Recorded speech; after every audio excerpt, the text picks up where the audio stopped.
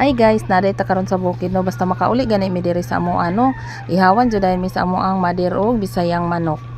Bisayang manok.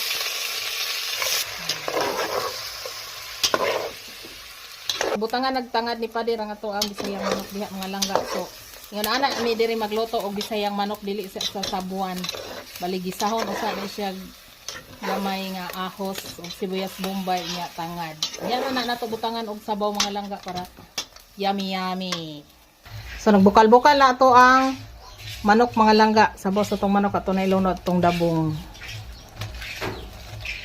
O ilunod na nato atong kapayas mga langga. Aray ko.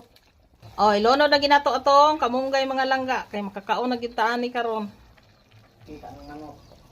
Oh, manok nga Bisaya with malunggay, kapayas ug dabong. Oh. Ano ra? Luto na ang atong sudan, manok Bisaya.